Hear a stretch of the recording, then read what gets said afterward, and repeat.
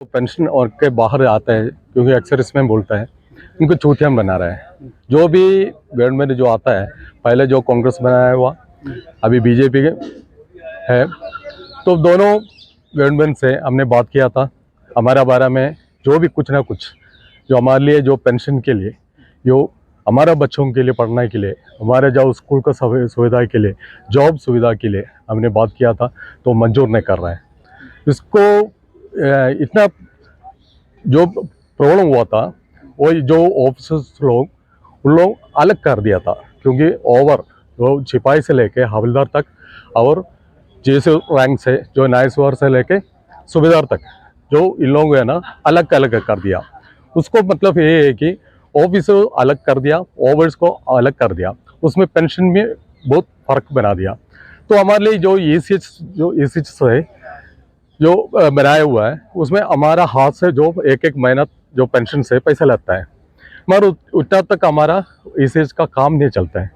जो एक बंदा जो बीमारी होकर हॉस्पिटल में जाता है उसको ट्रीटमेंट ठीक से नहीं मिलता है।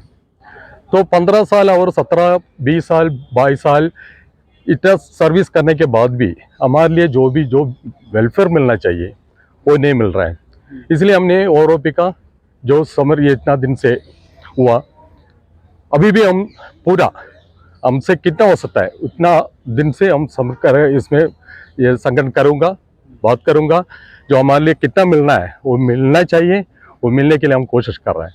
कितना लंबा संघर्ष और चलेगा आपका? वो पता नहीं सकता है हमसे कितना जान है, क्योंकि जान के लिए हम हिंदुस्तान के लिए जान देने वाला आदमी था।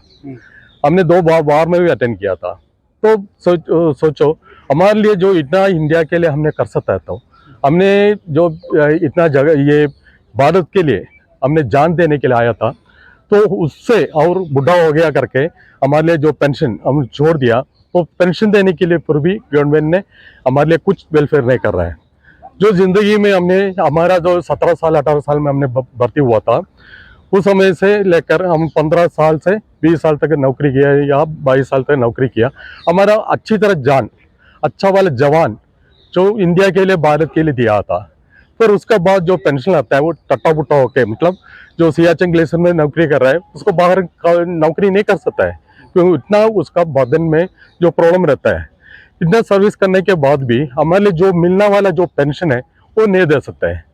वो बहुत खराब भी है, जो इंडिया में ऐसा नहीं होना चाहिए था। क्योंकि इंडिया के लिए जो प्रधानमंत्री रहता है, वहाँ से लेके जो गरीब लोग रहते हैं उनके लिए हम देश में बर्फ में ड्यूटी करके उसको संभाल रहे हैं। इतना कष्ट उठाने के बाद भी इंडिया में देखो एक एक फौज के लिए हमारे पेंशन के लिए भीख मांगना पड़ता है, वो भी गवर्नमेंट से। गोपाल सर, सरकार के आला अधिकारियों से आपकी बहुत बार बातचीत भी हो चुकी है, निष्कर्ष निकलने को आता है लेकिन फिर भी कोई निष्कर्ष नहीं निकलता। देखो, सरकार का नियत दूसरा तरीका से है। हम लोग यहाँ पार्लियामेंट घेरने के लिए हम बाहर, पुलिस हमको गिरफ्तार कर रहे थे, खींच रहा था। उस टाइम पर हमारा माननीय प्रधानमंत्री जो अपना संसद में कह रहा है, हमने 70,000 करोड़ उनको दिया है और पुलिस को आदेश दिया है इनको गिरफ्तार करके अंदर करो।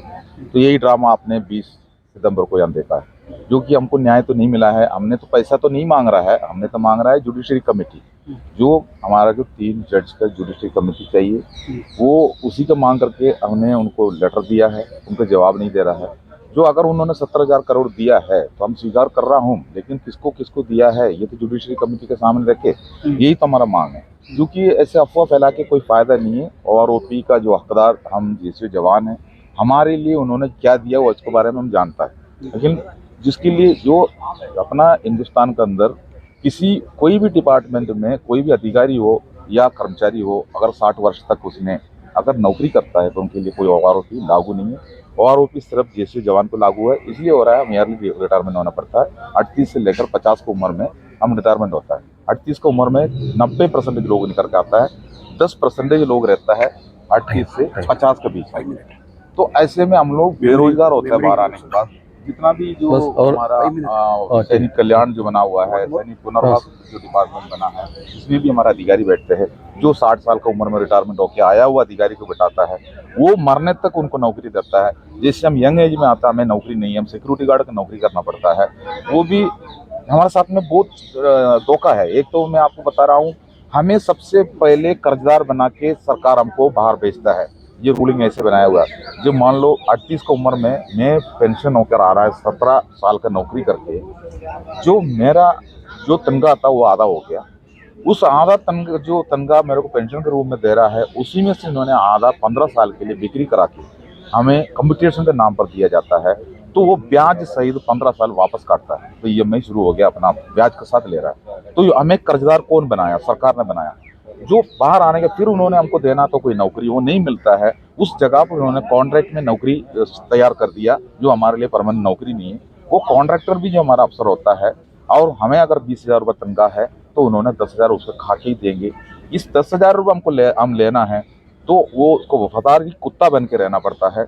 अगर हमने वहाँ मुंह खोल दिया तो हमारा नौकरी छीन लेंगे।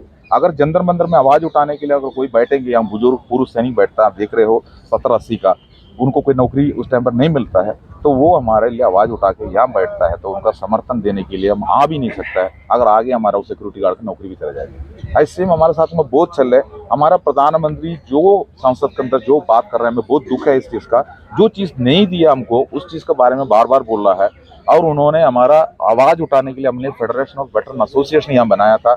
उसका अडवा कमेटी का जो प्रेसिडेंट बना के हम लोगों ने अर्जुन सिंह राठौर का रखा था, आपने देखा है।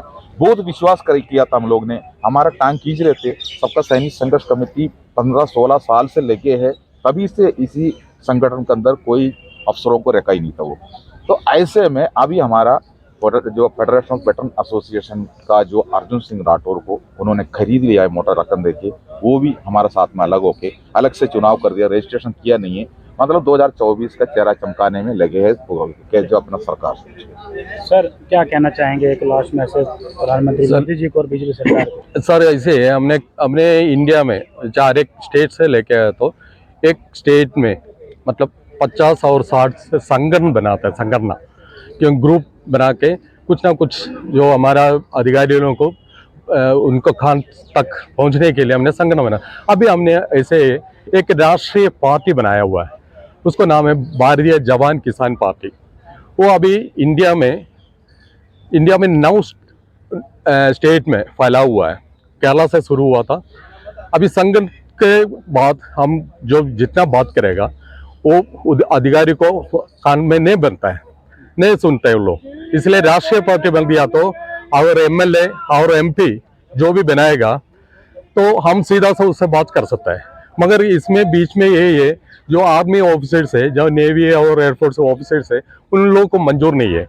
जो राष्ट्रीय पार्टी जो बनाएगा तो उनके लिए मंजूर नहीं है, क्योंकि उनको ऊपर जो NCO जो जवान अगर MLA बनेगा, जो MP बनेगा, तो उनके लिए मंजूर नहीं करेगा। उन लोग इसलिए क्या करेगा, नीचे तक जो भी संगठन बनता है उसको बिगड़ा जाता है, उन लोगों को आपस में झगड़ा करने के लिए मौका देता है। उसको बीच में जो JCO रैंक रखा हुआ है उससे इस्तेमाल करता है। तो आर्मी में नौकरी करते समय भी जवान और ऑफिसर बीच में एक रैंक बनाया हुआ है JCO। ये JCO उसका मतलब ऐसा है, ऑफिसर्स को साथ ही रहता है, जवान को खींच लेता है। जवान को जो भी प्रॉब्लम उसको JCO उसको बताएगा, जो ऑफिसर तक नहीं पहुंचेगा, तो वहां से भी जो प्रॉब्लम आता है, जो सर्विस करने वालों को भी ये प्रॉब्लम आता है। 2024 के भी चुनाव नजदीक है, तो अपने धरने पर पक्का धरने के चलते हुए 2024 को कैसे देखते हैं? हम तो उसमें इस्तेमाल करेगा, या जवान का वोट, सिर्फ हमारे लिए जवान और किसान का वोट कम मंजूरी है, हम पार्लियामेंट तक पहुंचेगा पक्का। जो अधिकारी लोग हैं उनसे भी बेहतर है जो पत्रकार का। हम हमारा जो बात कैसे भी ऊपर पहुंचने के लिए फौजों के जैसा, या फौजों को जो फैमिली से एक मेंबर के जैसा जो पत्रकार हमारे साथ है। इसलिए जो भी आप लोग पत्रकार है, आप लोग को हम बहुत नमस्ते करता हूँ। हमारा जो भारतीय जवान किसान पार्टी का बारे में आपके लिए, पत्रकार के लिए जितना हम मदद जो रेस्पेक्ट देता है, तो पूछो मत। Thank you sir, thank you.